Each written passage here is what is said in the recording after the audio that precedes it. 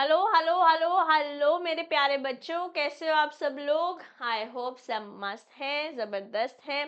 Last session technically कर रहे हैं फॉर बिजनेस कम्युनिकेशन, जहां हम कंसेप्ट्स को देखेंगे। एक और सेशन एमसीक्यूज को देंगे हम, बट आज हम कंसेप्चुअली चीज़ें ख़त्म कर लेंगे। लास्ट सेशन में डूज एंड डोंट्स पढ़े थे। सोशल मीडिया जब आप यूज़ कर रहे हैं, है ना, कैसे वहाँ पे कम्युनिकेशन करना चाहिए। अब आज का सेशन शुरू कर रहे हैं, जब बातचीत करेंगे writing and drafting for business audiences. Okay, हर एक बिजनेस का अपना एक ऑडियंस होता है, टारगेट ऑडियंस होता है ना। These audiences are none other than the customers. Of course जो ऑडियंस है वो कस्टमर्स हैं, या फिर क्लाइंट्स बोल सकते हैं बिजनेस के। तो ये ड्यूटी है हर एक बिजनेस की कि अपने कस्टमर को, अपने ऑडियंस को सेटिस्फाई करें, है ना। जब तक दिन खत्म हो रहा है, तो at the end of the day you want the customer to be satisfied. ऐसी बात है, आप मार्केटिंग में भी पढ़ के आए हैं, अगर आप कॉमर्स बैकग्राउंड से हैं, बिजनेस स्टडीज आपने पढ़ा है तो, है ना। और अगर मैं on the other hand business के बारे में बात करती हूँ, want the business to maintain। Customer क्या चाहता है? कस्टमर चाहता है कि बस बिजनेस उनके साथ पर्सनल टच मेंटेन करे, उन्हें नए प्रोडक्ट्स के बारे में टाइम टू टाइम बताता रहे, डिस्काउंट्स भी दे और कुछ बेनिफिट्स भी दे। जैसे बोगो सेल आ रही होती है, 899 में कोई से भी 5 प्रोडक्ट्स ले सकते हो, ऐसे आप आजकल बहुत ज़्यादा देख रहे हैं। Yes, because this is what the customer wants, and especially Diwali time discount, festivities time discount, correct? In order to communicate these details, the businesses relies upon various forums for communication techniques। ये बातचीत बताने के लिए कोई technique, कोई platform तो चाहिए ना।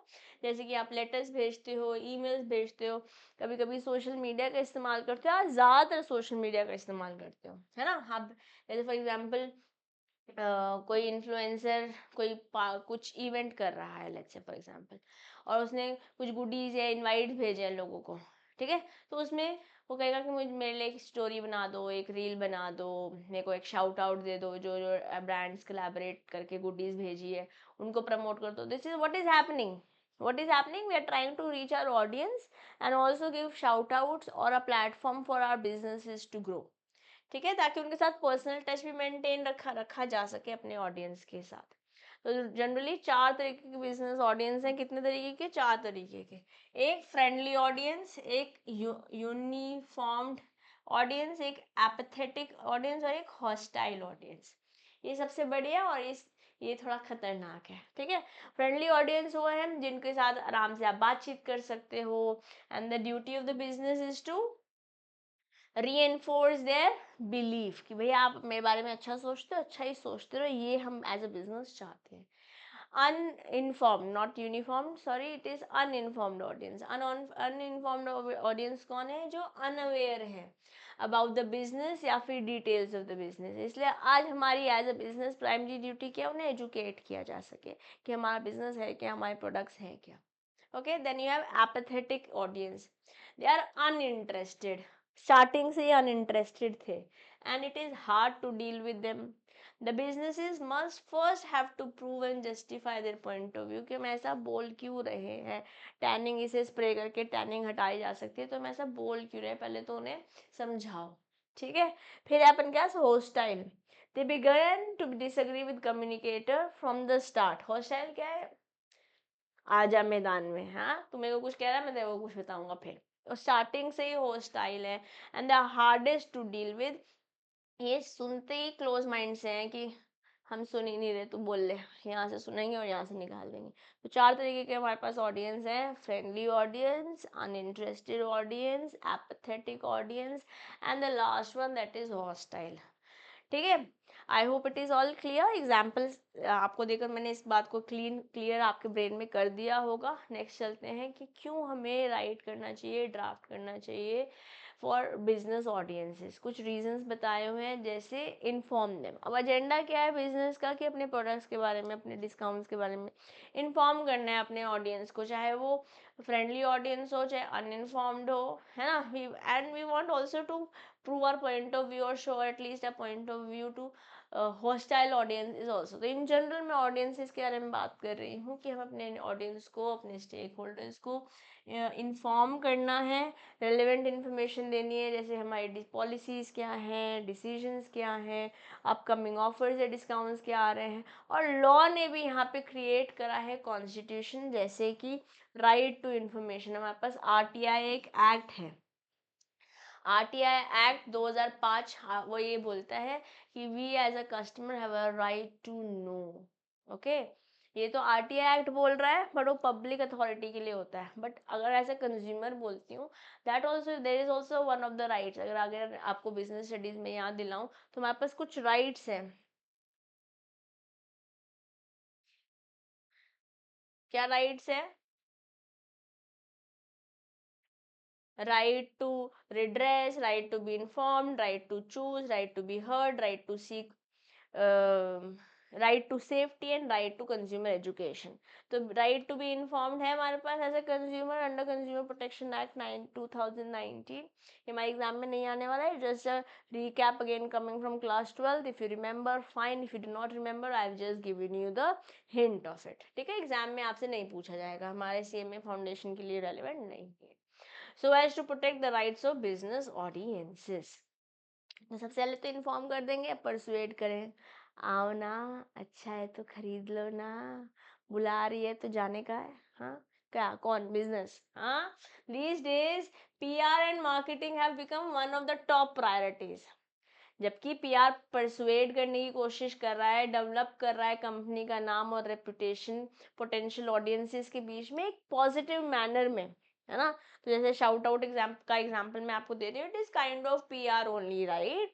The marketing department tries to pursue potential customers, जो कस्टमर्स खरीद सकते हैं उनको परस्यू कर रहे हैं, कंपनी के नाम के बारे में, उनके ब्रांड के बारे में, क्या सर्विसेज वो दे रहे हैं।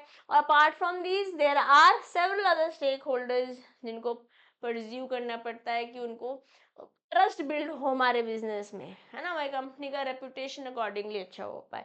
जैसे कुछ व्लॉगर्स हैं, कोई ब्लॉगर्स हैं, कोई प्लेटफॉर्म है, जैसे कोई मूवी के बारे में बात करते हैं तो IMDb है, या रॉटन टोमेटोज है, करेक्ट। तो बाकी और प्लेटफॉर्म्स को भी, बाकी और स्टेक होल्डर्स को भी अपनी रेपुटेशन इसी तरीके से हमें पॉजिटिवली बिल्ड करनी है कि हमारा पॉजिटिव वर्ड ऑफ माउथ जाए।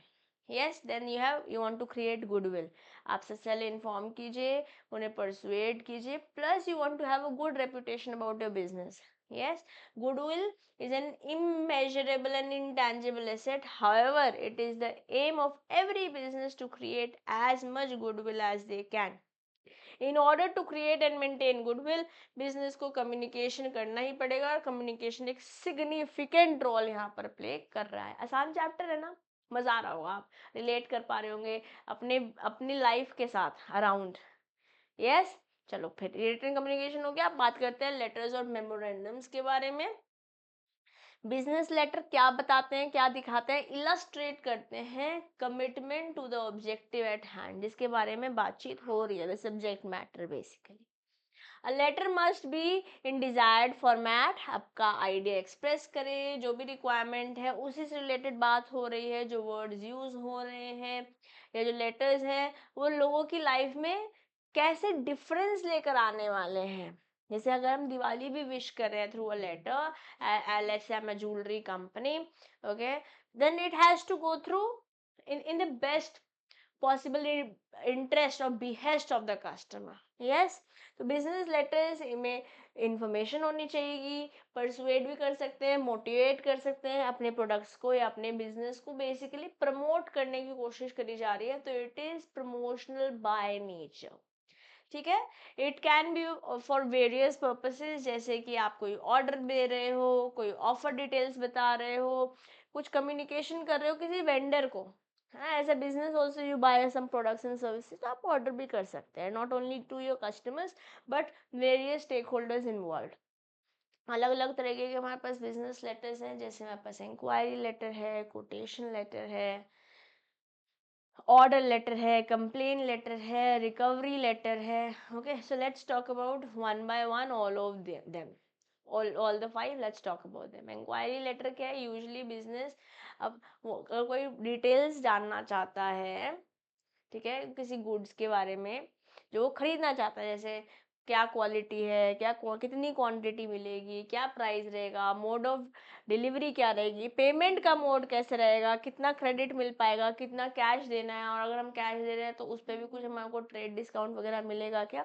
और यहाँ पे आप सैंपल वगैरह भी मंगा सकते हो जब आप इंक्वायरी कर रहे हो। ठीक है, अब बात करते हैं quotation. Quotation is major related to price. Okay, after receiving an inquiry from a prospective buyer, the seller supplies the relevant information by writing letter, that is quotation.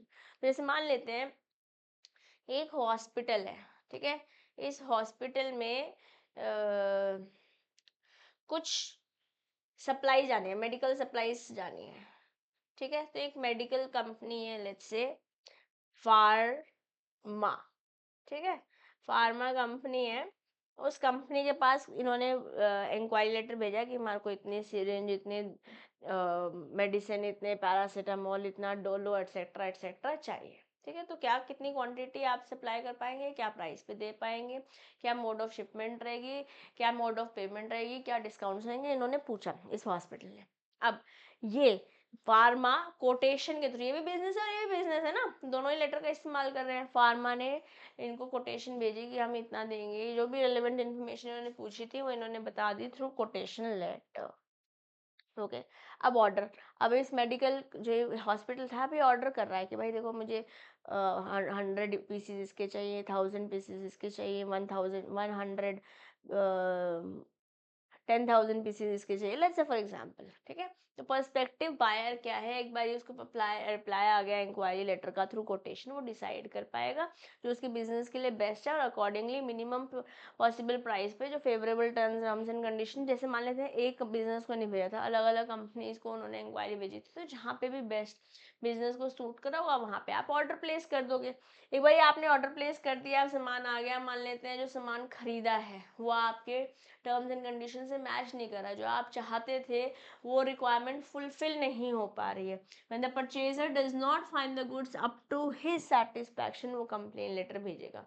Generally letter written में होगा, purchaser के द्वारा होगा, मान लेते हैं उसे improper, incorrect, insufficient या फिर डैमेज गुड्स मिल रही हैं तो ओके। और फिर ultimately recovery letter, letter written by the seller for collecting of money for the goods supplied by him to the buyers is called recovery letter. पैसे हमने सामान दे दिया, पैसे दे दीजिए भाई साहब, रिकवरी लेटर।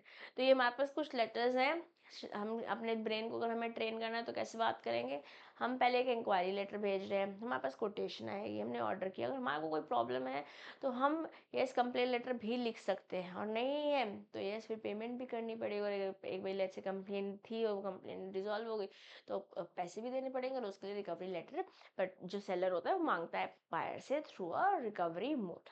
ठीक है, इजी, बहुत इजी चैप्टर है, बहुत इजी टॉपिक है। ठीक है, कुछ इस तरीके से फॉर्मेट इस्तेमाल कर सकते हैं, सेलर का अपना नाम, अपना एड्रेस, कोई जिसको भेज रहे हैं, जैसे सीईओ को भेज रहे हैं या परचेज मैनेजर डिपार्टमेंट को भेज रहे हैं, उसको एड्रेस किया, date, subject of the letter, salutation dear whatever, okay, and then you write, then yours sincerely, signature and full name, introduction, body, conclusion, इस तरीके से तो आप लेटर इंग्लिश में बना कर आए हैं, पूरा इंग्लिश इसी तरीके से पढ़ के आए क्लास 12 तक, वही है ये formal letter. Okay, sample of formal letter, you can just read this, क्योंकि बहुत अच्छे से आपको स्क्रीन पे दिख नहीं रहा होगा, just read, reading is fine. Okay, now let's talk about memorandum. We are done with letter. Let's also talk about memorandum. Sorry, guys. A moment, please. Guys, give me a moment.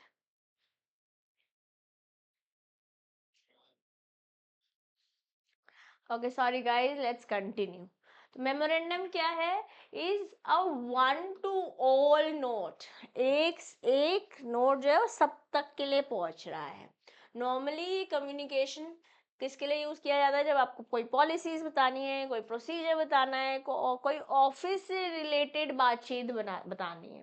ये ज्यादातर written होता है for broadcasting a message to audience rather than one to one. जैसे letter तो one to one था, ये one two all है, सारे ऑडियंसेस को एक बार ब्रॉडकास्ट हो जाता है, ये इंटरपर्सनल कम्युनिकेशन है। It may also be use for to update team on activities, किसी प्रोजेक्ट के बारे में अगर था कि इसका अपडेट बता दीजिए, ये चल रहा है, नेक्स्ट कोर्स ऑफ एक्शन क्या है। ठीक है जी। और ये किस मेमोरेंडम और किस लिए भी यूज होता है, ताकि इन्फॉर्म किया जा सके a group with in a company, कोई इवेंट, कोई एक्शन, कोई ऑब्जर्वेशन भी हो सकती है। अ मैसेज और record use for internal communication in business can be send through memorandum. Memorandum का फॉर्मेट ये होता है, कौन भेज रहा है, सॉरी किसको भेज रहे हैं, कौन भेज रहा है, क्या डेट है, RE and body of the memorandum. ठीक है जी। जैसे कि आरईज क्या टॉपिक है, what are we talking about. ठीक है, जैसे बिहेवियरल इश्यूज के बारे में बातचीत हो रही है, किसने भेजा, किसको भेजा, कौन सी तारीख को भेजा, किस टॉपिक पर, बेसिकली सब्जेक्ट के बारे में बात हो रही है, ये पूरा बात यहाँ पर लिख दी। ओके इसको भी आप चाहेंगे तो जस्ट रीड कर लेंगे, कंटेंट में आपके साथ लॉ बाय सीएम में दिशा दुआ पर टेलीग्राम ग्रुप पर शेयर कर दूंगी, तो टेलीग्राम ग्रुप जरूर से डाउनलोड कर लीजिए। ओके अब बात करते हैं रिपोर्ट्स के बारे में। रिपोर्ट फॉर्मल इनफॉर्मल दोनों हो सकती है। अगर मैं रिपोर्ट्स को पहले कैटेगराइज करती हूँ तो मेरे पास ओरल और रिटन है। रिटन फॉर्मल और इनफॉर्मल हो सकती है। फॉर्मल जो है वो इंटरप्रिटेटिव हो सकती है, इंफॉर्मेटिव हो सकती है और रूटीन भी हो सकती है। एक एक करके इन सब के बारे में बातचीत कर लेते हैं। कर ले क्या है रिपोर्ट गाइज। रिपोर्ट एक रिटन तरीका है ना, you write it generally.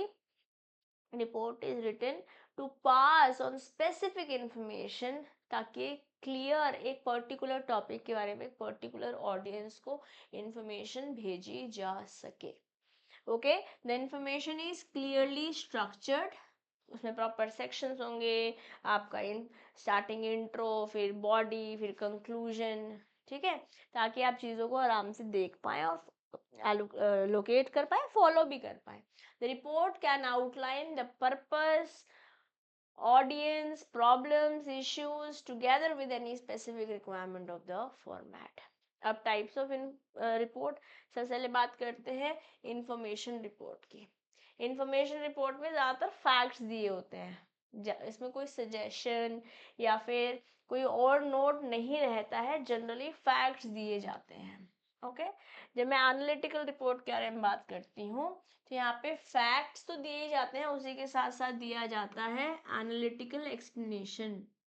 इसका क्या मतलब है, अगर ये इतना परसेंट बढ़ गया है या इतना परसेंट घट गया है तो इसका इम्प्लीकेशन क्या होगा, एनालिसिस भी दिया जाएगा ऑफर के द्वारा या जो बना रहा है रिपोर्ट, और may be asked by one who is seeking the report. ठीक है अब रिसर्च रिपोर्ट क्या, रिसर्च रिपोर्ट में या तो रिसर्च वर्क होता है किसी, या तो किसी इंडिविजुअल ने किया है या ग्रुप ऑफ इंडिविजुअल ने किया है किसी पर्टिकुलर अंडरलाइंग प्रॉब्लम के बारे में। तो हमने 3 रिपोर्ट्स देख लिए हैं। पहले हमने बात करी इंफॉर्मेशन रिपोर्ट की, जहाँ सिर्फ फैक्ट्स थे, फिर एनालिटिकल रिपोर्ट्स में फैक्ट भी थे, उसका एनालिटिकल एंगल भी था, और फिर तीसरी रिपोर्ट है जहाँ हम बात करते हैं रिसर्च के बारे में। रिसर्च कोई एक बंदा भी कर सकता है, एक से ज़्यादा बंदा भी कर सकते हैं। अब स्टैचुएटरी और नॉन स्टैचुएटरी, स्टैचुएटरी रिपोर्ट्स जो लीगल रिक्वायरमेंट को फुलफिल कर रही हैं, कोई रूल बेसिकली अगर बनाना है, ऑफ अ रूल और a custom now has become a rule, तो ये स्टैचुएटरी है। नॉन स्टैचुएटरी जो लीगल नहीं है, statute is something related to law. Okay routine reports कौन सी हैं, जो बनाई जाती है, सबमिट करी जाती है पीरियोडिकल मैनर में, जैसे हर 15 दिन में, हर फोर्टनाइटली, हर 2 हफ्ते में, हर महीने, हर क्वार्टर, पीरियोडिकली जो जाती हैं वो रूटीन रिपोर्ट्स हैं। स्पेशल रिपोर्ट्स कौन सी है, जो स्पेशली प्रिपेयर करी जाती हैं कोई स्पेसिफिक नेचर के, स्पेशल नेचर के सब्जेक्ट मैटर पे। ठीक है तो हमने कौन कौन सी रिपोर्ट्स पढ़ी, information report, analytical report, research report, ठीक है, statutory and non statutory reports, routine reports and special reports पढ़ ली है। Okay now let's talk about formal reports. Reports जो प्रिपेयर करी जाती है प्रिस्क्राइब्ड तरीके से, पर प्रिस्क्राइब्ड फॉर्म में कुछ इस्टेब्लिश प्रोसीजर के को मद्देनजर रखते हुए जो फॉर्म ऑफ रिपोर्ट है, formal report is highly structured और एक प्रिस्क्राइब्ड मैनर में जाती है। पर्पस क्या है इस रिपोर्ट का? Why do we people write formal reports? ये रिटर्न होती है ताकि हेल्प करी जा सके मैनेजमेंट की कि वो लॉन्ग टर्म स्ट्रैटेजिक डिसीजंस बना सके। एजेंडा क्या है? क्योंकि फॉर्मल रिपोर्ट जो है डिसीजन मेकिंग में हेल्प करती है, तो यस एक तरीके से रिकमेंडेशन इफेक्टिवली चला जाता है। लेंथ लंबी रहती है। Size of formal report is large, यहाँ से एग्जाम में आपसे क्वेश्चन पूछा जा सकता है। डिस्ट्रीब्यूशन, फॉर्मल रिपोर्ट को आप टॉप लेवल एग्जीक्यूटिव से आउटसाइड पार्टीज तक भी भेज सकते हैं। Nature of problem, formal reports deal करता है कॉम्प्लेक्स नॉन रेकरिंग, जो बार बार नहीं होती हैं, ठीक है, उन प्रॉब्लम्स के साथ। It is analytical and systematic in nature. Frequency of writing infrequent है, कोई ऐसे कोई ये तो नहीं है कि जल्दी जल्दी करना होगा, कोई प्रॉब्लम आ रही है तो रोज रोज तो नहीं आ रही होगी, नॉन रेकरिंग है नेचर में। Okay, writing responsibility, it is written by internal और एक्सटर्नल एक्सपर्ट्स, लिखते एक्सपर्ट्स ही हैं, इंटरनल लेवल पे भी हो सकता है बाहर से आपने कोई एक्सपर्ट हायर करा हो। ओके, ना विजुअल एड्स, जो इस तरीके की रिपोर्ट्स होती हैं उसमें एक्सटेंसिवली काफ़ी ज़्यादा यूज़ किया जाता है, जैसे कुछ ग्राफ्स का, ठीक है, कोई पाई चार्ट्स का, etcetera. Writing style follows an indirect and impersonal writing style. आप किसी को पर्टिकुलरली टारगेट नहीं कर रहे हैं, ग्रामर का कंटेक्स्ट यहाँ पर बात कर रहे हैं। रिकमेंडेशन, ये एसेंशियल है कि आप पूरी रिपोर्ट के बाद क्या रिकमेंडेशन आई है। जैसे बैंकिंग में नो हमारे नरसिम्हम रिपोर्ट आई थी for changes in the banking sector. या हमारे पास जब न्यू इकोनॉमिक पॉलिसी आई, एलपीजी आया 1991 में, तो 1992 से 1998, 1992 से 1998 एंड 1998 से 1990 sorry 2002 to 2008, from 1992 to 1998 and from 1998 to 2008 कुछ रिपोर्ट्स बनाई गई कि क्या हमारे नेक्स्ट कोर्स ऑफ एक्शन होना चाहिए, लिबरलाइजेशन, प्राइवेटाइजेशन, ग्लोबलाइजेशन। तो आगे हमने मेजर चेंजेस करे अपने अपने इकोनॉमिक रिफॉर्म में, तो बट हमारे को क्या समझ में आया, हमारी क्या रिकमेंडेशन है कि आगे चलना चाहिए, तो हर रिपोर्ट के बाद रिकमेंडेशन होती है, असेंशियल पार्ट बन जाता है, ठीक है। अब इनफॉर्मल रिपोर्ट्स के बारे में बात करते हैं, तो यहाँ पे कोई प्रॉपर प्रिस्क्रिप्शन तो है नहीं, ठीक है, या कोई प्रोसीजर भी ऐसा नहीं फॉलो किया जाता है, नीदर यहाँ पे कोई प्रॉपर अथॉरिटीज़ हैं जैसे फॉर्मल रिपोर्ट में होती हैं। तो इसे बोल सकते हैं फॉर्मल रिपोर्ट का opposite is informal report. Simple है, आसान है, कोई टेंशन वाली बात नहीं है।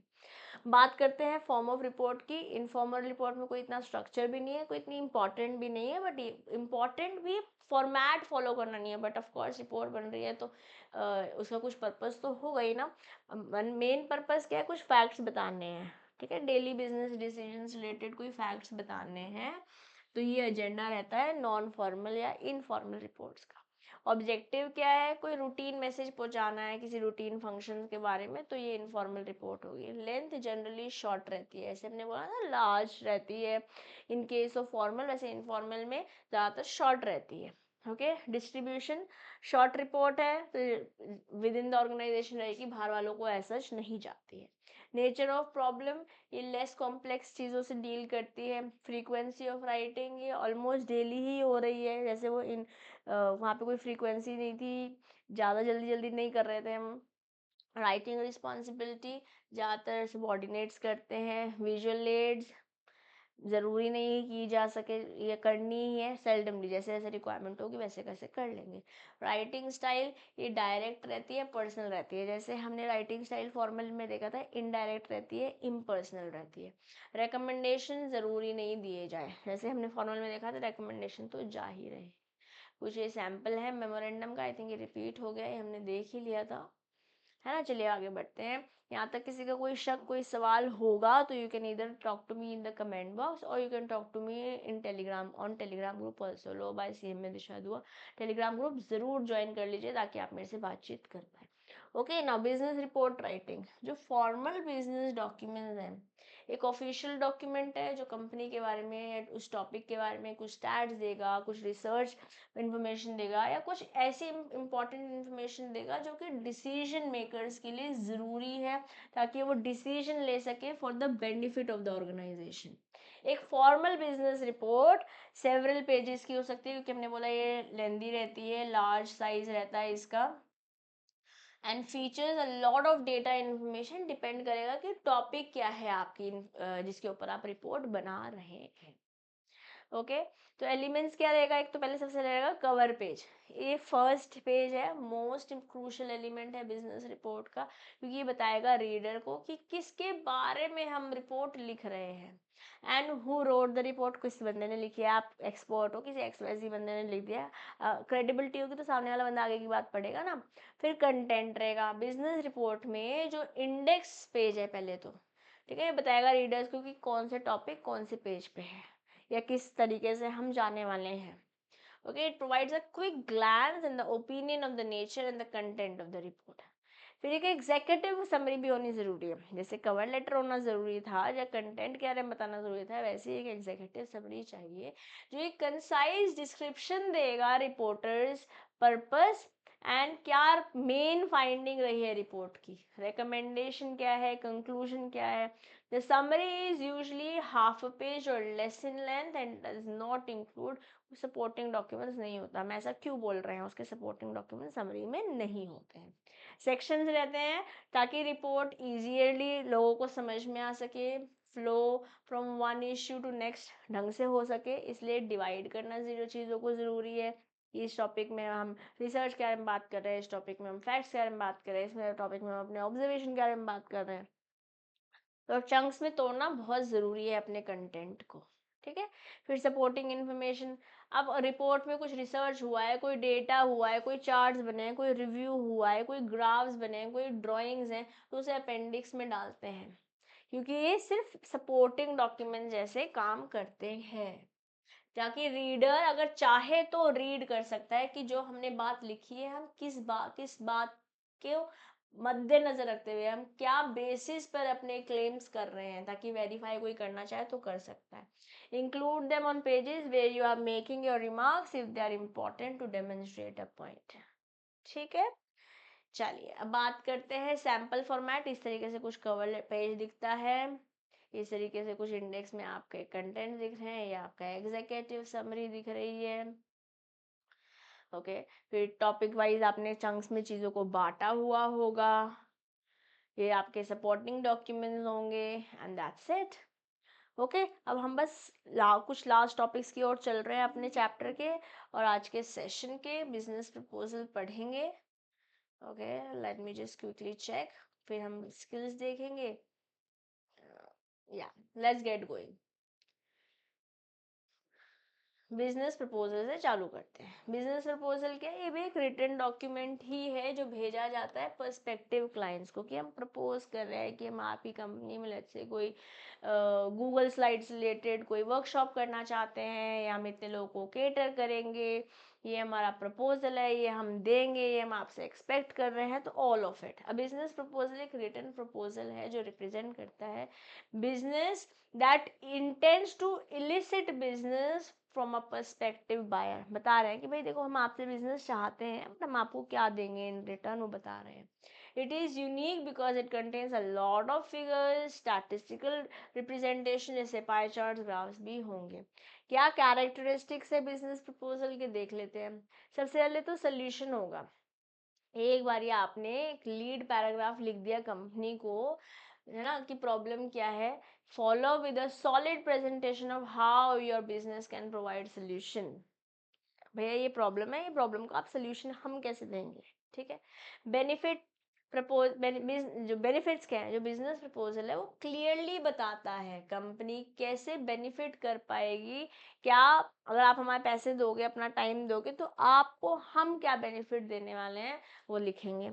फिर credibility, Of course, this is often the overlooked portion of business proposal, but proposal glow with credibility. आप बहुत बार छोड़ देते हो कि कौन आपको पढ़ाने वाला है, लेट्स से कोई सेमिनार होने वाला है, ठीक है, क्रेडिबिलिटी, हम क्यों अपने आप को बता रहे हैं कि हम आपका बेस्ट कर पाएंगे, तो क्रेडिबिलिटी बहुत बार लोग इग्नोर कर देते हैं, ओवरलुक कर देते हैं, बट एक इम्पॉर्टेंट पॉइंट डेफिनेटली है ये, ठीक है ना। क्योंकि इससे आपकी क्रेडिबिलिटी से बिजनेस रिपोर्ट में एक ऑफ कोर्स एक एक्स फैक्टर आ जाता है, ठीक है। Business proposal with samples and evidence of one's ability to deliver its is vital in gaining winning bid. जैसे मान लेते हैं आपने कोई टेस्टिमोनियल लगा दिए, या आपने लोगों के एक्सपीरियंसेस शेयर कर दिए, या आपने कैसे डिलीवर किया कुछ, अगर आप ये सब कुछ लगा देते हैं एज सैम्पल्स, तो कहीं ना कहीं सामने वाले बंदे को भी समझ में आता है कि okay, it is not happening for the first time, they are kind of expert, they have been doing it, they know it all kind of, ठीक है। फिर टारगेटेड जो बिजनेस प्रपोजल है, बेसिकली पूरी बातचीत कहना चाह रहा है, जो लैंग्वेज है वो उसी बंदे के लिए है जो आपका ऑडियंस है इस समय, ओके ना। सैम्पल एक दे रखा है, जैसे किसने भेजा, किसको भेजा, क्या सब्जेक्ट है, क्या डेट है, और सारी बात यहाँ पर आपने लिख दी। अब बेनिफिट क्या है ऑफ द प्रोग्राम, ये फंड जनरेट करने में आपको मदद करता है, आपको इक्विपमेंट्स अगर कोई ख़राब हो गया है तो उसको प्रिवेंट करने में हेल्प करता है, CSR एक्टिविटी से रिलेटेड अगर आपको कोई फंड्स चाहिए तो उसे गैदर करने में हेल्प करता है, आपका जो ऑफिस स्पेस है उसे क्लीन करने में हेल्प करता है, और न्यू मशीन्स और इक्विपमेंट्स में भी आपकी मदद करता है ना। ये हम प्रोग्राम्स के बारे में बात कर रहे हैं कि अगर हम बिजनेस में कोई प्रोग्राम होल्ड कर रहे हैं, लेट्स से कोई इवेंट बना रहे हैं, तो ठीक है, कुछ ऑब्स्टैकल्स हो सकते हैं जब आप प्रोग्राम बना रहे हैं, कुछ एम्प्लॉयज़ डिसएग्री कर सकते हैं कि भैया जो आप प्लान बना रहे हो सही नहीं है, जो पैसे आपने एक्यूमुलेट करे हैं might not be as high as you expected, because it's a drive, it's kind of an event that you are asking people to participate in, और उससे जो पैसे आएंगे तो फिर आप जो भी आपका एजेंडा है जिसके लिए आपने ये इवेंट या प्रोग्राम होल्ड किया था, ओके। अब बात करते हैं एनहांसमेंट ऑफ राइटिंग स्किल। जो आप बातें लिखते हैं, जब एज अ बिजनेस पर्सन और as somebody who is representing a company आप कुछ लिख रहे हैं, तो आपकी राइटिंग स्किल्स एक इम्पॉर्टेंट रोल प्ले करती है, या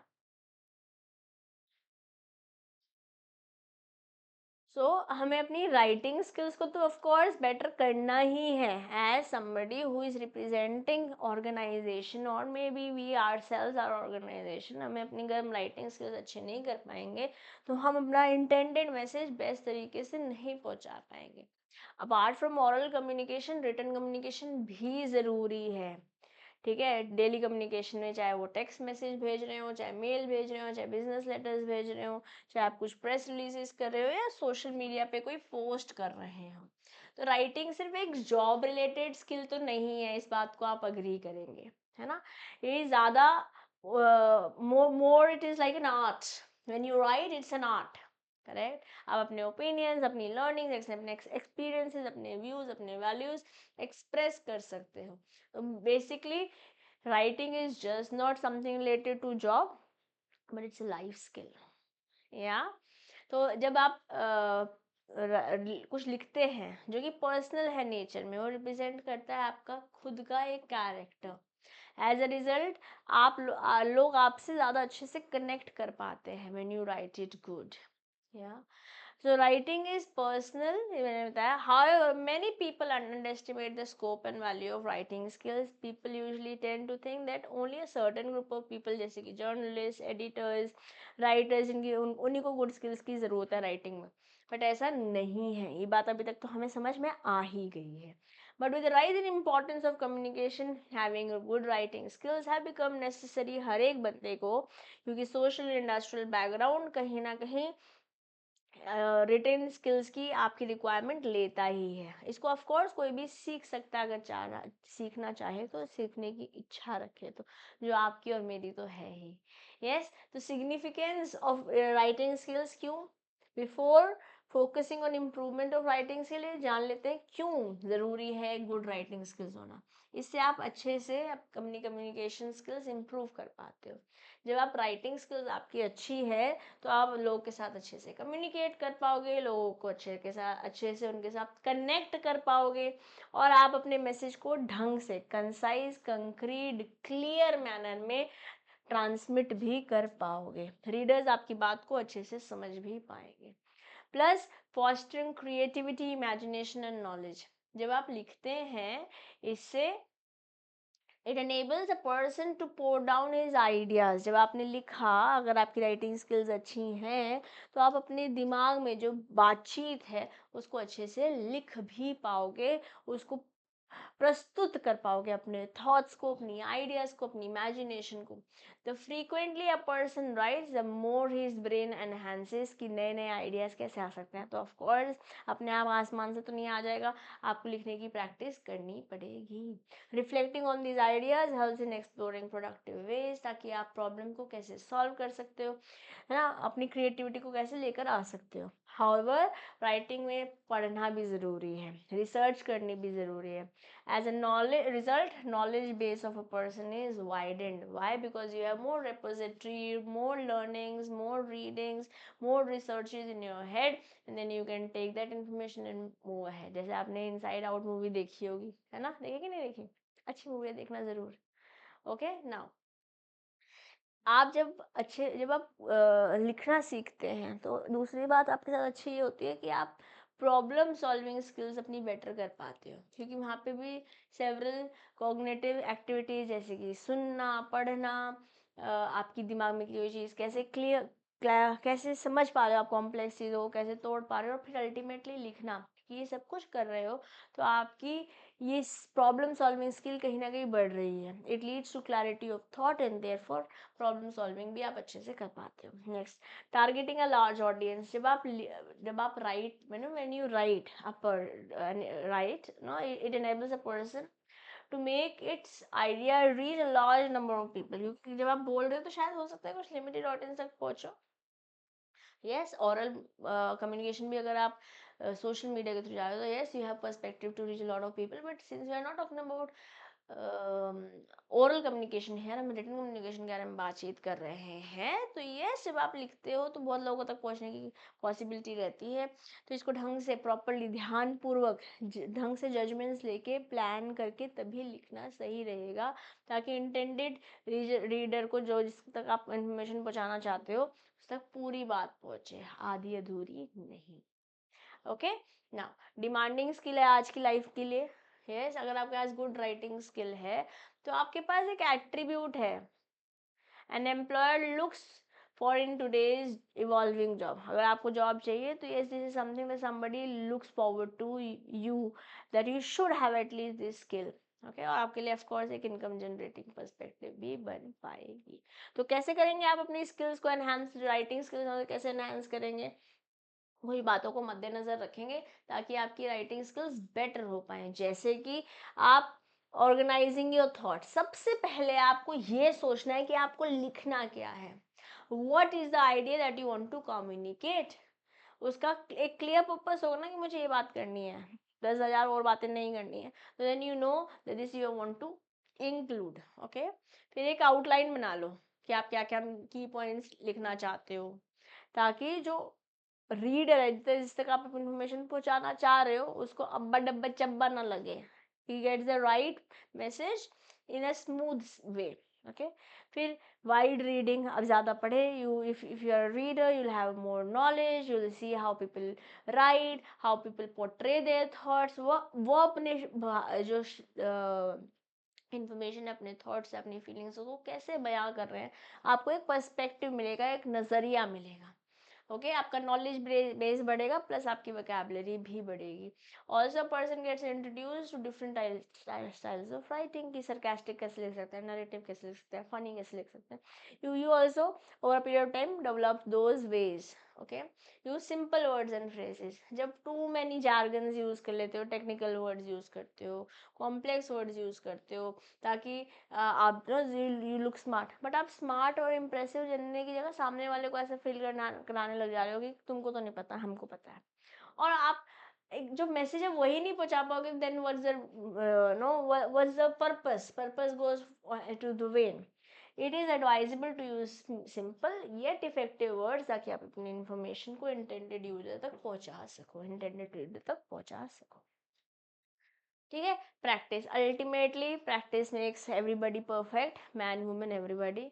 या frequently writing will make writing easier, ज़्यादा एफिशिएंट, ज़्यादा इफेक्टिव. और आप एक पर्सनल राइटिंग स्किल भी डेवलप कर पाते हो जब आप लिखते हो रेगुलरली. अवेयरनेस अबाउट ऑडियंस, और ये भी ज़रूरी है कि बंदा ये जाने कि आप किस रीडर को टारगेट कर रहे हो. फिर अकॉर्डिंगली अपने अपने वर्ड्स चूज करोगे, लेंथ चूज करोगे, और फिर अपनी राइटिंग को स्ट्रीमलाइन करोगे. ओके.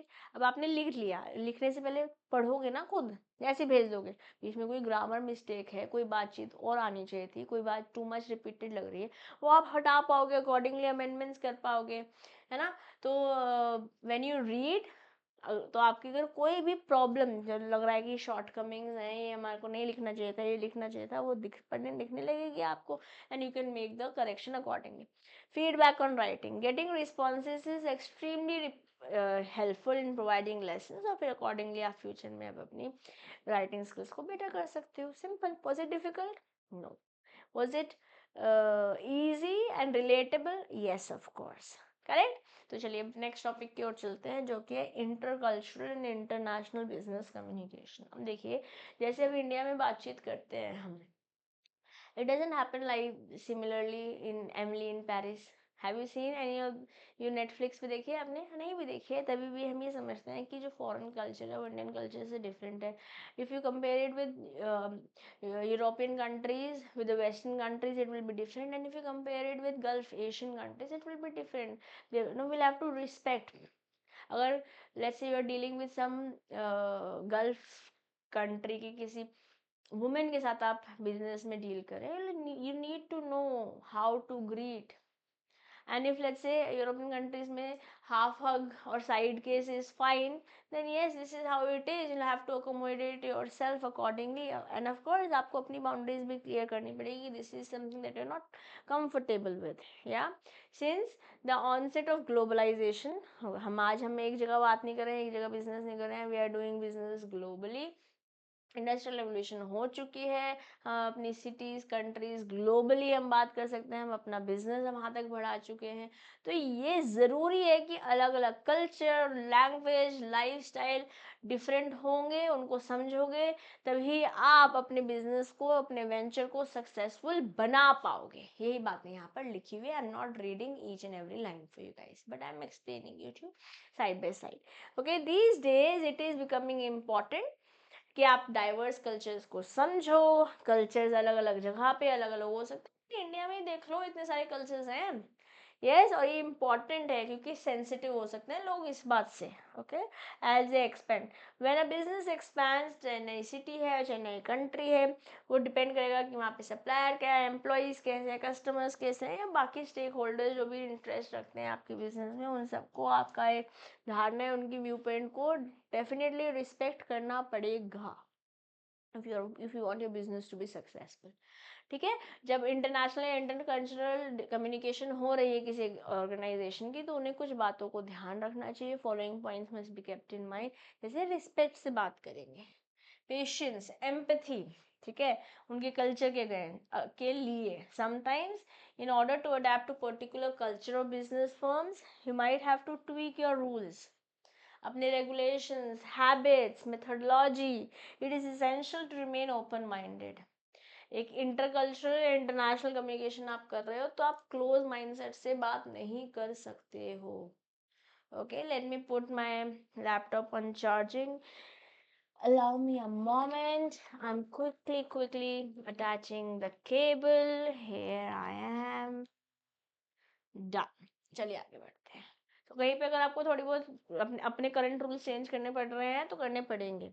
ओके. कुछ सिमिलैरिटीज भी हो सकती है इंस्टेड ऑफ डिफरेंसेस. हमने मान लिया डिफरेंसेस हैं, कुछ बातें सेम भी हो सकती हैं. जैसे सेम होती है तो वहाँ पे आप सिमिलर ग्राउंड पे आ सकते हैं, कनेक्ट कर पाते हैं, ज़्यादा स्मूथली और इफेक्टिवली बात कर पाते हैं. जेस्चरल कम्युनिकेशन करो ना, जैसे जितना भी ज़्यादा पॉसिबल है। जब people belong to different cultures languages, they tend to follow each other's gestures in reaction. Smile कर रहे हैं, वार्मली बात कर रहे हैं, पोलाइटली आप कम्युनिकेट कर रहे हैं, या फिर अग्रेसिव हो जा रहे हैं, ऐसे करके बैठे हुए हैं। Yes, your gesture, your body language is talking about you, or the thought process behind the scene. Yeah, be attentive and avoid distractions also. अगर too much आप मोबाइल में हो, आप किसी की बात नहीं सुन रहे हो, तो सामने वाले को लगा रहे क्या है यार, जब तुम इंटरेस्टेड हो ना तब मेरे से बात करना। Yes, now stages of intercultural sensitivity. Cultural sensitivity is defined as recognize, सबसे पहले आप पहचानो कि अलग अलग तरह के कल्चर्स हैं, उनमें क्या सिमिलैरिटीज हैं, कुछ डिफरेंसेस हैं। जजमेंटल मत होइए, स्टार्टिंग से मत सोचिए कि ये लोग तो ऐसे ही होते हैं। सर मिल्टन बेनेट ने बोला है 6 स्टेजेस जो इंटरकल्चरल सेंसिटिविटीज में इन्वॉल्व होती हैं। यहाँ से आपसे एग्जाम में क्वेश्चन पूछा जा सकता है। ओके, सबसे पहले है denial. The denial stage first है इन द इंटरकल्चरल सेंसिटिविटी। इस स्टेज पे जो मेंबर्स हैं, ये इन्हें पता ही नहीं है कि कुछ कल्चरल डिफरेंस है, और ये it is essential that members recognise and understand कि भैया जी हाँ डिफरेंसेस हैं, और इस डिफरेंसेस को हमें काम करना पड़ेगा। तो फर्स्ट डिनायल स्टेज है। Then is defence, second stage. एक भाई मेंबर को पता चल गया कि भैया कल्चरल डिफरेंसेस हैं, okay, they look up to differences as negatives. अरे इनमें तो ऐसे होता है, नहीं नहीं हमारे में तो ऐसे होता है। ऐसे तो आपने इंटरकल्चरल मैरिजेस में भी देखा होगा। यस, वो चाहते हैं हमारे कल्चर को ऊपर रखा जाए। ऐसे रखोगे तो कोई आपको कोई दबने को नहीं आया है। आज today everybody wants equality, everybody wants to be treated right, okay, and criticise the believes and practices of other. इस स्टेज पे every member of one culture must be taught to be tolerant, कि भैया उनके में ऐसे होता है, चुप रहना पड़ेगा थोड़ी देर के लिए। It is okay, let's respect. Okay, next is minimisation. इस स्टेज पे मेंबर्स रिकॉग्नाइज करते हैं और कभी कभी अप्रिशिएट भी करते हैं कि हाँ भैया ये तो डिफरेंस है, आप में ये अच्छा होता है, हमारे में ये अच्छा होता है, ठीक है। मेंबर्स फोकस करते हैं उनका attention on studying more about their own culture and avoid projecting the cultures value upon others. अपने बारे में खुद पढ़ो ना कि आपका कल्चर एग्जैक्टली क्या बोल रहा है, जैसे कि अनुसी स्टीरियोटाइप बातें मत करते रहो। Now acceptance. So first is denial, next is defense. एक बार आपने डिफेंस कर लिया, अब आप चाहोगे कि no let's minimise things. Now ultimately you accept. इस स्टेज पे रीजनेबल गोल ये है कि हर एक ऑर्गेनाइजेशन जब एक्सपैंड करना चाह रही है कल्चर से कंट्रीज पे, तो उसे सीखना पड़ेगा। However, they still remain devoted, अपना अपना कल्चर फॉलो करते रहो, कोई टेंशन नहीं है, पर दूसरे के कल्चर को भी रिस्पेक्ट करना जरूरी है। Now let's adapt.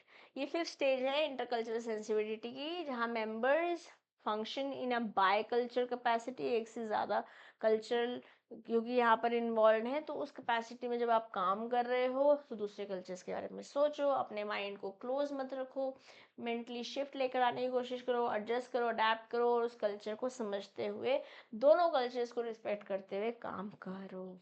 And the ultimate stage is integrate. So you have denial, you have defense, you have minimization, okay, then you have adaptation. No, before adaptation you have acceptance, you accept, you adapt, and ultimately integrate. Final stage is complete depth knowledge and adapt different cultures and ability shift easily among cultures. At this stage both the cultures integrate और flexibility के साथ काम करते हैं। Okay, now let's go to ethnocentrism. Ethnocentrism क्या है? जब एक बंदा बिलीव करता है कि उसका कल्चर सुपीरियर है बाकी कल्चर से, तो उसको हम बोलते हैं एथनोसेंट्रिज्म। अपने अपने आप को जो ऊपर रखना चाह रहा है, ये टाइप ऑफ साइकोलॉजिकल बैरियर है जो आपकी कम्युनिकेशन को रोकेगा। The three ways to avoid ethnocentrism are as followers. सबसे पहले तो अज्यूम करना बंद करो, ठीक है।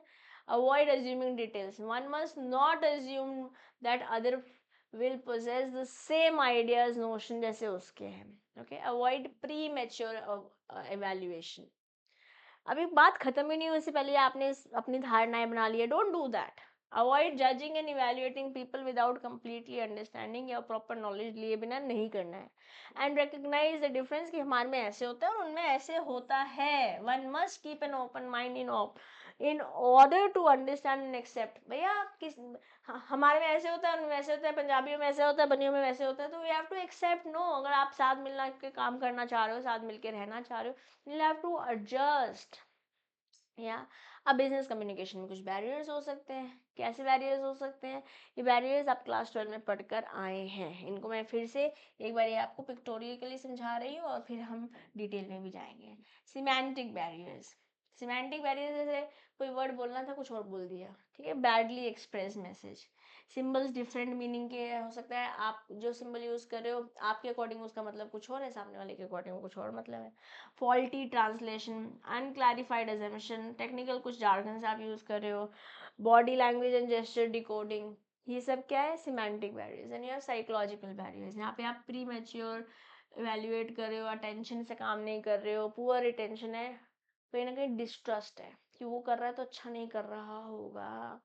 ओके, ऑर्गेनाइजेशनल बैरियर्स, ऑर्गेनाइजेशन की कोई पॉलिसी, कोई रूल्स, कोई स्टेटस, कोई कॉम्प्लेक्सिटी कि कौन किसका बॉस है, उसमें प्रॉब्लम हो सकती है। फिर पर्सनल बैरियर भी हो सकते हैं। पर्सनल बैरियर मतलब जैसे आपके अंदर कोई कॉन्फिडेंस नहीं है, लेट्स से फॉर एग्जांपल आप बात ही नहीं करना चाहते हो, ठीक है, या आपको पता है कि कुछ भी कर लूँ मुझे मिलना तो वाला कुछ है नहीं, इंसेंटिव तो मेरे लिए क्या है, why should I do it. Okay, and there can be some fear of challenges also. जैसे पर्सनल लेवल पे बैरियर्स हो सकते हैं। सबसे पहले बातचीत शुरू करते हैं हम एक सेइंग के साथ। There is an old saying, good fences make good neighbours.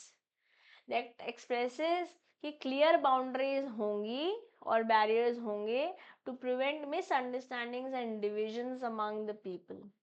ढंग से फेंस बन रखे होंगे तो नेबर पता होगा कौन सा किसका घर है। उसी तरीके से ढंग से आपने प्रॉपर लाइंस बना रखे होंगे, बाउंड्रीज क्रिएट कर रखी होंगी, बातचीत करनी आसान हो जाएगी। Okay, While communication is an effective tool in expressing oneself, improper communication से barriers create हो सकते हैं जिससे smooth functioning disrupt हो जाएगी। There can be multiple kinds of barriers जिससे आपका communication रुक सकता है, और ये barriers misrepresentation लेकर आते हैं। ज़्यादातर लोगों के बीच में misunderstanding हो जाती है। Barriers in communication, obstructions कह सकते हैं, smooth transaction, smooth message नहीं पहुंच पा रहा है, जैसे कि कोई noise हो सकती है, जैसे मैंने हमने पहले भी बात करी जब हम प्रोसेस ऑफ कम्युनिकेशन कर रहे थे। इम्प्रॉपर मीडियम हो सकता है, लैंग्वेज कम्युनिटी हो सकती है, रीजन हो सकता है, और कुछ और रीजंस भी हो सकते हैं। One of the best ways to understand the barriers that exist in communication through proper childhood games of Chinese whisper. Chandu के चाचा ने चंदू की चाची को चांदनी रात में चांदी की चम्मच से चटनी चटाई, खाली चटनी चटाई पहुंच जाती है। सही बात है।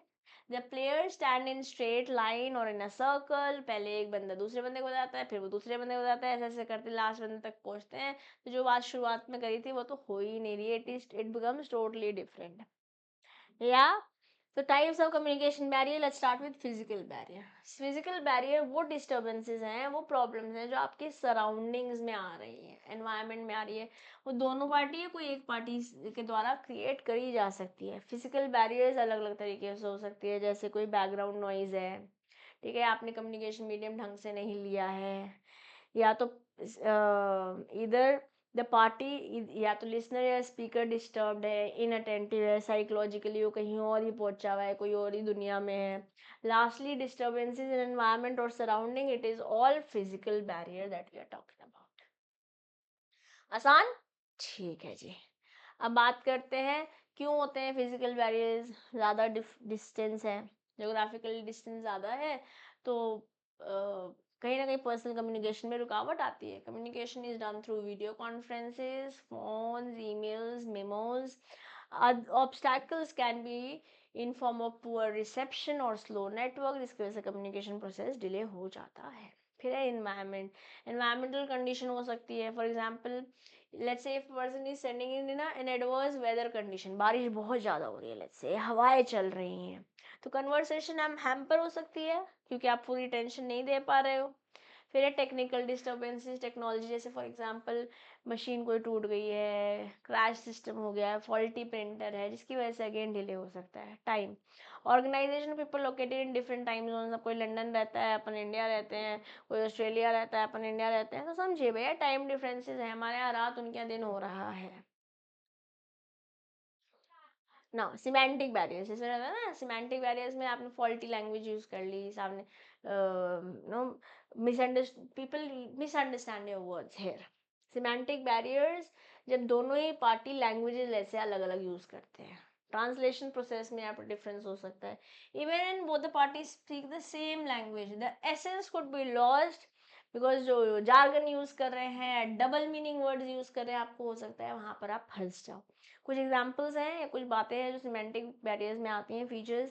Misunderstood words, some words have different meaning और यूसेज इन डिफरेंट कंटेक्स्ट, जैसे write and right, fair and fare, sell and cell.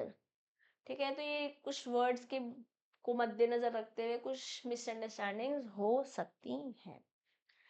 Next, missed humour, बहुत सारे time people don't get the jokes or human, they find it offensive, inappropriate. Humor is only applicable and effective when there is cordial, comfortable, harmonious relationship, वरना लोगों को offensive हो सकता है। Then usage of idioms, idioms are phrases which have figurative meaning, जैसे इसके कान में तो जू भी नहीं रेंगती, अरे भैया जू कहाँ से आ गई। So the marketing manager feels that he was sitting on pins and needles. वो really में pins और needles पे बैठा है क्या? नहीं, हंसा मैं हूं ना हो रहा है यहाँ पर. Okay, it means anxious or nervous. For person who is not familiar with this idiom might find it difficult कि क्या बात कर रहे हैं, literally pins पे उई उई उई हो रही है क्या? हाँ, चलिए आगे बढ़ेंगे. अब कुछ ways to overcome semantic barriers, जैसे प्रॉपरली एक्सप्रेस करो, ढंग से सुनो, अप्रोप्रिएट बॉडी लैंग्वेज यूज करो, आपके जेस्चर्स, जिस तरीके से आप बात कर रहे हो. कोई पार्टी को कभी अज्यूम नहीं करना है कि सामने वाला बंदा क्या होने वाला है. इफ इन डाउट पूछ लो, क्लैरिफाई कर लो. A speaker should always listen actively ताकि कोई कंफ्यूजन ना.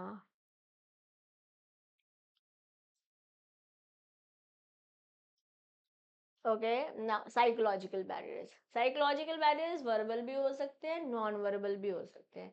Basically it is more about your mindset and it involves the concept of psychology. However the mind too can create barriers in communication, जैसे कि आप emotional barriers create कर रहे हो, rational decisions नहीं ले पाते ना, जब आपको बहुत गुस्सा आ रहा है, ज़्यादा प्यार आ रहा है, ज़्यादा अपने ही दुनिया में हो, let's say sometimes communication involves making decision, और वहाँ पे अपने मूड और अपने इमोशन से ड्राइव हो जाता है. मेरा मन नहीं कर रहा है यार, मन नहीं कर रहा है एग्जाम में 0 बटा लड्डू ना आ जाए या नील बटा सन्नाटा ना हो जाए. फिर hello effect, when a particular trait of person overweighs the other trait, it is said to be have halo effect. For example, judging people by their appearance or intelligence. अच्छा, अच्छा ही होएगा, हाँ, या वो ऐसे नहीं करेंगे. इंफॉर्मेटिव, इंफॉर्मेशन ओवरलोड, अब बहुत ज़्यादा इंफॉर्मेशन दे दो किसी बंदे को, उसको तो यार भाई मैं क्या क्या याद करूँ. यस, सारे पॉइंट्स याद रखने बहुत मुश्किल है यहाँ पर भी. तो ये साइकोलॉजिकल बैरियर्स हो सकते हैं. फिर ऑर्गेनाइजेशनल बैरियर्स हो सकते हैं, जैसे कि ऑर्गेनाइजेशन में इंटर डिपार्टमेंटल कॉन्फ्लिक्ट्स हैं, कोई कॉम्प्लेक्सिटी है, ये डिपार्टमेंट उसकी नहीं सुनता, ये डिपार्टमेंट उसकी नहीं सुनता, आपस में इनके पहले के कोई राइवलरीज ही चल रही हैं. Other forms of psychological barriers include close mindset, okay, either parties, impatience of either parties, ये सब साइकोलॉजिकल बैरियर्स के पार्ट है. Suppose a speaker is hungry and talks fast, ताकि फटाफट से बात खत्म हो और वो खाना खाने जाए. हाँ. चलो, कुछ मेजर ऑर्गेनाइजेशनल बैरियर्स हैं, जैसे रूल्स और पॉलिसीज हैं. यूजुअली ऑर्गेनाइजेशन में रूल्स पॉलिसीज होती हैं कि मैसेज का क्या काम है, कौन किसको दे सकता है, क्या चारों फोकस किया जाएगा. अगर रूल्स स्ट्रिंजेंट है या रिजिड है तो एम्प्लॉयज कहीं ना कहीं उन्हें हेजिडेंट फील होता है, उन्हें लगता है कि वो ढंग से इंफॉर्मेशन पहुंचा नहीं पाएंगे. देन हायरार्किकल पोजीशन, पहले लो फिर मिडिल फिर अपर. समटाइम्स सुपीरियर्स में poses may be posed as arrogant, हो सकता है वो ना हो, बट आपके दिमाग में आ रहे, वो तो बॉस है ना, वो तो ऐसे ही होगा ना. Okay, and power conscious attitude which makes lower level employees feel inferior and also unworthy. Okay, they become reluctant कि हमें क्यों भेजना है, हमारे को क्या मिलने वाला है, नहीं तो ना सही. ठीक है. देन ऑर्गेनाइजेशनल स्ट्रक्चर भी एक तरीके का ऑर्गेनाइजेशनल बैरियर बन सकता है. अलग अलग डिपार्टमेंट्स, अलग अलग रोल्स, अलग अलग रिस्पॉन्सिबिलिटीज, अलग अलग अथॉरिटी को मद्देनजर रखते हुए भी प्रॉब्लम्स क्रिएट हो सकती हैं. अब आप इन कम्युनिकेशन बैरियर्स को कैसे ओवरकम करोगे? ओवरकम करना तो ज़रूरी है, क्योंकि अगर कम्युनिकेशन अच्छी नहीं होगी तो आप अपने ऑर्गेनाइजेशन को अच्छे से चला नहीं पाओगे और अपने गोल्स तक पहुंच नहीं पाओगे.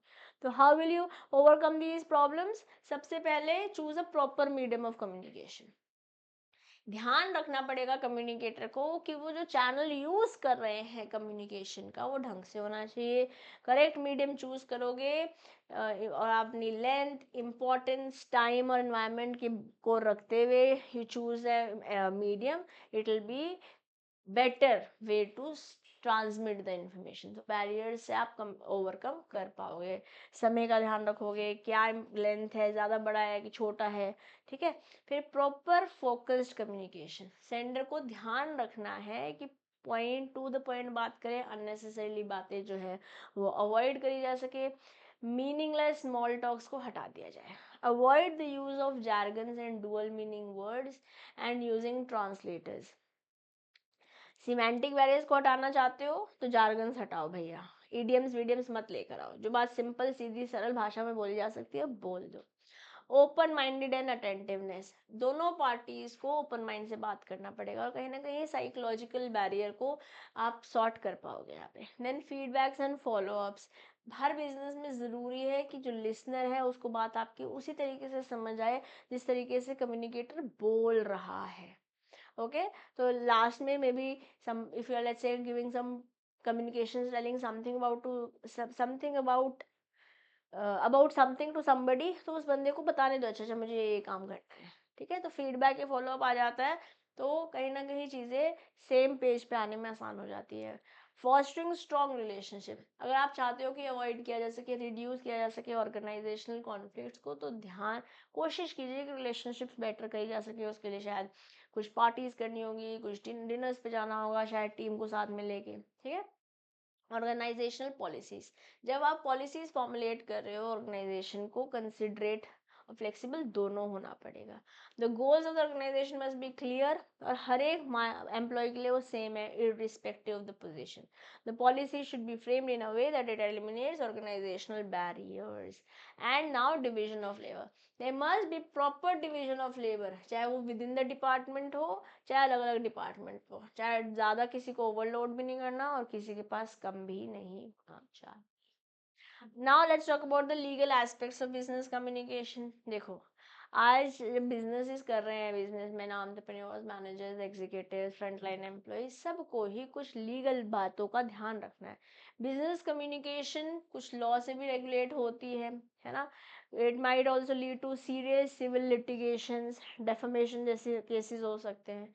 तो in this case a legal aspect refers to selection of words. क्या आप बातचीत करोगे, it should be in conformity with the laws and regulation, ताकि आप फालतू के तामझाम में घुसो ना. Okay, you have already so many other things to be take care of. Unnecessary mess नहीं चाहिए हमारा. There are various cases where business communication is essential and its non-compliances could have serious legal implication. जैसे product का डिस्क्लेमर. Product disclaimer are in form of written या फिर oral communication wherein the seller wants the buyer कि भैया ये product harmful हो सकता है. जैसे टबैको पे लिखा होना ज़रूरी है that it is injurious to health, it can cause cancer. Okay, so if the seller fails to inform the buyer और क्या कोई बात छुपा रहा है तो buyer के पास राइट है कि वो आपको डैमेजेस के लिए सू कर देगा. Next is legal disclosures. Disclosures are similar to disclaimers but they are less specific. For example, when an organization wants to protect its property or intellectual rights and prevent employees from disclosing such facts to outsiders, non-disclosure agreement sign किया जाता है. Then financial reporting, ये भी most essential perform है एक written communication का, जो present करता है एक्चुअल स्टेटस क्या है कंपनी का फिनेंशियली. पैसों की बात कर रहे हैं हम यहाँ पर. हर एक ऑर्गेनाइजेशन में मैंडेटरीली बुक्स बनानी ज़रूरी है. स्टेक होल्डर्स कौन है, बेसिकली यहाँ पर हम करना क्या चाह रहे हैं, एनी विंडो ड्रेसिंग और fraudulent accounting can be legally enforceable in court. ये बताना चाह रहे हैं कि भैया अगर आपने कुछ गड़बड़ करी ना, it has repercussions. Okay, then we are going to talk about contracts and internal communication. Businesses enter into new contracts. हर दूसरे दिन कुछ स्टेक होल्डर के साथ कोई नई बात हो रही होती है, कोई कॉन्ट्रैक्ट्स बन रहे होते हैं, तो ध्यान रखना है कि हमें मिनट्स ऑफ मीटिंग बनाने हैं। इसके बारे में मैंने आपसे पहले भी बात करी है। जहाँ पे भी ज़रूरी है वहाँ पे reports, contracts, not only for recording purpose but legal compliances को फुलफिल करने के लिए भी। Then marketing communication, techniques of sale, promotion, marketing, बहुत सारी कम्युनिकेशन है, जैसे कुछ रिटन हो सकती है, कुछ ओरल हो सकती है, कोई जेस्चर हो सकती है, कोई डायरेक्ट हो सकती है, कोई इनडायरेक्ट हो सकती है। But however the salesperson or person marketing the product on behalf of the business must be clever in his words usage या presentation. He must be tactful but unnecessary too much hi fi करके भी नहीं बताना product को जो है ही नहीं, unauthentic guarantees भी नहीं देनी है। Okay, how do we prevent the threats of legal aspects of business. सबसे इम्पॉर्टेंट बात है कैसे, ऑफ कोर्स आपकी रेपुटेशन पे, आपके ब्रांड नेम पे, आपकी प्रॉफिटेबिलिटी पे, आपकी ट्रस्ट वर्दीनेस पे प्रॉब्लम हो सकती है अगर आपके ऊपर कोई कानूनी कार्रवाई हो जाए। ठीक है, तो कुछ बातों का ध्यान रखेंगे, जैसे it must maintain proper records, documentations, letters, contract, हर चीज कागज एविडेंस होना चाहिए। अवॉइड कॉपिंग कॉपीराइटेड डॉक्यूमेंट्स, ताकि आपके ऊपर डिस्क्लेमर्स ना लगे या लॉ सूट्स ना आ जाए आईपी एक्ट के अंदर। Use a proper tone and avoid inappropriate behaviour, जैसे कि आप पे डेफेमेशन केस नहीं चाहते आप, कोई भी विंडो ड्रेसिंग मत करो वरना अगेन फाइनेंशियल रिपोर्ट्स में फंस जाओगे। Ensure that all license and legal documents are always updated time to time. सारे कॉन्फिडेंशियल डॉक्यूमेंट्स को ढंग से सेफ प्लेस पे रखेंगे जहाँ पे वो एक्सेसिबल तो हो पाए बट फ्रॉडलेंट बिहेवियर से भी बचाया जा सके। Seal confidential documents and mark them as confidential ताकि कोई और यूज़ ना करे। Sales promoters and company representatives must be well trained and properly वो ग्रूम्ड होने चाहिए कि भैया गया लीगल कंप्लायंस में फंसे जा सकते हो otherwise. Okay, now I have an activity for you guys, but I'm going to do it with you, but I want you guys to think now. Union Allied Limited is construction company, ठीक है। Over the years there were several changes in the office location, company management, contracts, vendors, changes हुए हैं, but over the years some of the documents, vouchers are misplaced by the company, खो गए। 2017 में company को सू कर दिया एक vendor ने, where the lawyer of the company asked to furnish a copy of original contract. The management had found the documents is missing. When the court examined SARE documents, it was noticed that there were several unaccounted transactions, incomplete reports, or missing files. The company was charged huge penalty, and some of the management members were arrested also for fraud and misconduct. The court ordered a committee to be formed ताकि closely monitor किया जा सके company को, उसकी dealings को, relevant details को। अब आपसे क्वेश्चन है, what do you think should have been an approach of Union Allied Limited ताकि ये प्रॉब्लम ना हो।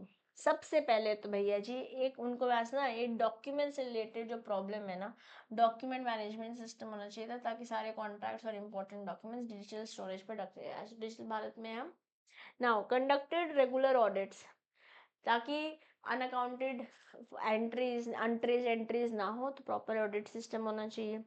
एक स्टैंडर्ड ऑपरेटिंग प्रोसीजर फॉलो करो ताकि भैया हर बार let's say somebody leaves the organization also, then even people know that this is how you need to document and store the files। ये अगर किया होता तो शायद इतनी बड़ी प्रॉब्लम ना हुई होती।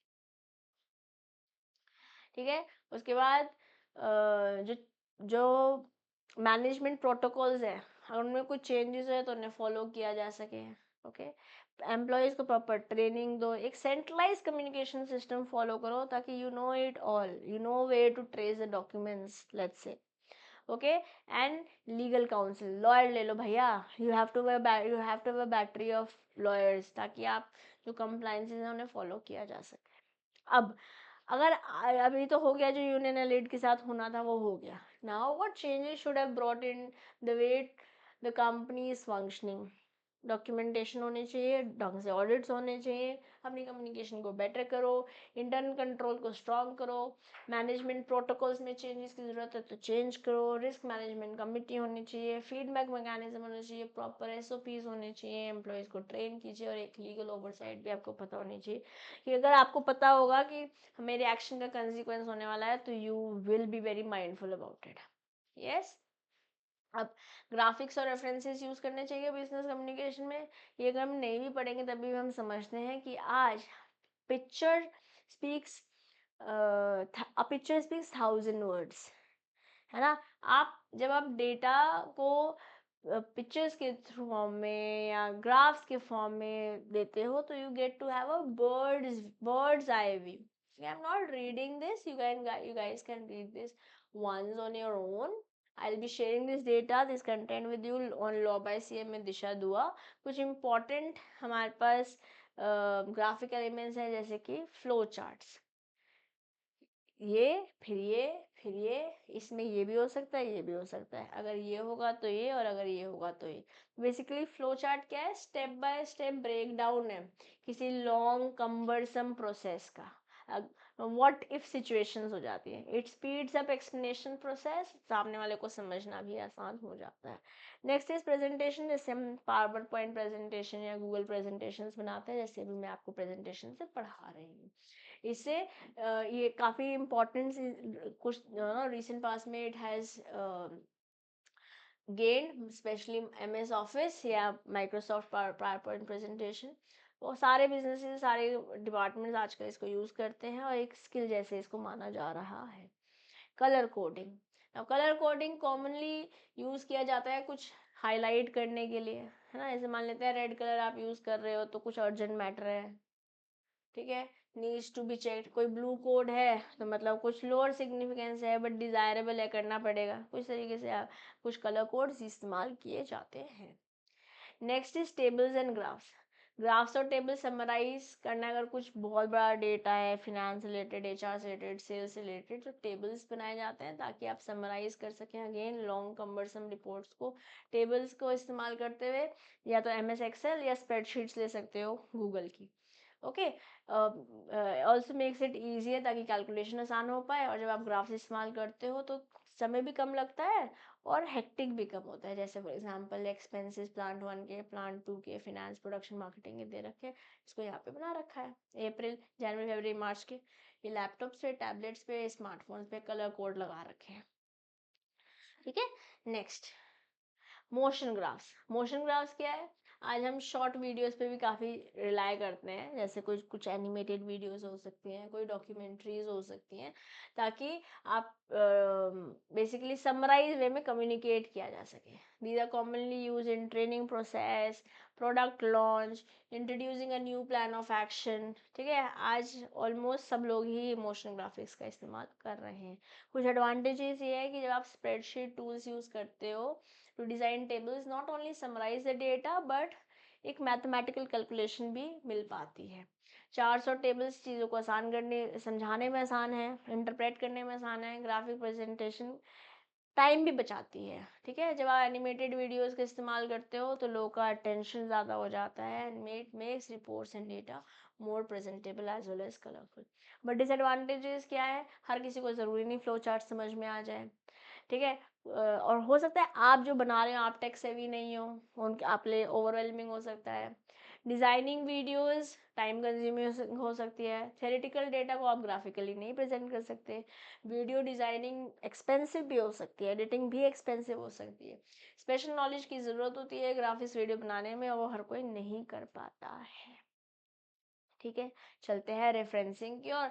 Businesses diversify and expand operations, it is becoming essential कि बिजनेस कॉन्टिन्यूस रिपोर्ट्स दे अपने स्टेक होल्डर्स को, चाहे वो प्रेस रिलीजेस के थ्रू हो सकता है, कोई जर्नल्स के हो सकता है, 15 दिन में एक बार हो सकता है, क्वार्टरली हो सकता है, ठीक है, 2 महीने में एक बार हो सकता है, ठीक है। अब hence, it is essential to ensure that the reports presented to the stakeholders are true and not plagiarized, copy pasted नहीं होनी चाहिए कहीं और से, ठीक है, विंडो ड्रेस नहीं होनी चाहिए। एज अ रिजल्ट ये कंसेप्ट है जो आ गया है, रेफरेंसिंग हेल्प करता है कि आप ट्रेल पता कर सके डॉक्यूमेंट्स का, कि अगर बैलेंस शीट में कोई चीज़ आई है तो वो ट्रायल बैलेंस से आई होगी, कैश फ्लो स्टेटमेंट से आई होगी, वो पीछे वाली लेजर से आया होगा, उसके पीछे जर्नल हुआ होगा, कोई रिसीट होगी, तो ट्रेल करना आसान होता है। रेफरेंसिंग इसलिए आज ज़रूरी है। रेफरेंसिंग क्या करती है? प्लेजरिज्म अवॉइड करने में हेल्प करती है। ओके, एक क्लियर आइडिया मिलता है कि डेटा ओरिजिनल है। Proper referencing shows your understanding of the topic. Referencing provides supporting evidence कि आपका ideas, arguments, opinions किस पे based है. Allows third party to identify कि क्या source है आपका जो आप draft कर रहे हो document. Advantages क्या है इस referencing के? Using good reference improves quality of work. ठीक है. Writers often can get new ideas and learn about shortcomings to encounter while proceeding with topics or ideas, hence time saving future के लिए उनके लिए खुद के लिए better हो जाता है। रिसर्च का एक सेकेंडरी डेटा बन जाता है और प्रोटेक्शन देता है authors right of copy writing, कोई और भी यूज़ नहीं करेगा। बट डिसएडवांटेजेस क्या है? कभी कभी मिसलीडिंग हो सकता है, इनएडिक्वेट इन्फॉर्मेशन हो सकती है, रेफरेंसिंग स्टाइल या टेक्निक जो हो सकता है वो कॉम्प्लिकेटेड हो, सबको समझ ही ना आए, टू मच रेफरेंसिंग से ओरिजिनलिटी कहीं ना कहीं ख़त्म हो जाती है और रिजिडिटी लेकर आती है। Okay, and with this we are done with the concept. इसके बाद हमारे पास बस MCQs हैं जो मैं आपके साथ नेक्स्ट सेशन में करूँगी।